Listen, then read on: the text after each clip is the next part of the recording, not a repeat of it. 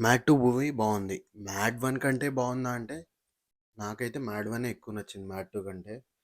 నాకు కొంచెం first half నచ్చింది గానీ, సెకండ్ హాఫ్‌లో కొంచెం జోక్స్ అంత కనెక్ట్ అవ్వలా. బట్ ఓవరాల్‌గా ఫ్రెండ్స్‌తో చూస్తే మంచిగా నవ్వుకోవచ్చు. అండ్ 'మ్యాడ్ 1'లో ఇప్పుడు 'డీడీ' హైలైట్ అయిండు. తర్వాత 'రామ్ నితిన్' క్యారెక్టర్ హైలైట్ అయింది. దాని తర్వాత 'నాని నితిన్' క్యారెక్టర్ కదా!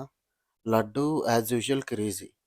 కానీ 'మ్యాడ్ స్క్వేర్‌లో' లడ్డు స్టాండ్ ఔట్ అసలు. సినిమా మొత్తం లడ్డు సెంట్రిక్‌గా తిరిగిద్ది.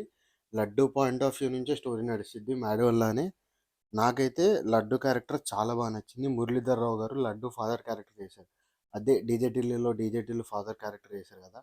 ఆయన క్యారెక్టర్ కూడా చాలా బాగుంది. సునీల్ గారికి ఆయనకి మధ్య వచ్చే కామెడీ సీన్స్ కూడా కొంచెం బానే ఉంటాయి. లడ్డు పెళ్లిలో వచ్చే కొన్ని సీక్వెన్సెస్ చాలా హిలేరియస్‌గా ఉంటాయి.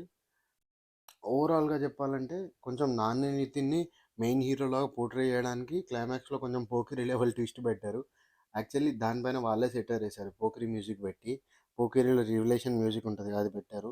యాంటోనీ క్యారెక్టర్‌ని కూడా బాగా ఇన్వాల్వ్ చేశారు. సత్యం రాజేష్ గారు ఉంటారు ఈ మూవీలో గానీ, ఆయన క్యారెక్టర్ కొంచెం అంటే లైక్ నాకెలా అనిపించింది అంటే, నాకు ఆయన క్యారెక్టర్‌తో వచ్చిన సీన్స్ అంత కొంచెం కనెక్టివిటీ ఉండే. బానే ఉండే అనిపించింది గానీ, అంత కనెక్ట్ అంత అంత నవ్వు రాలే బేసికల్‌గా. ఓవరాల్‌గా అయితే మంచి టైమ్ పాస్ వాచ్ ఈ వీకెండ్‌కి.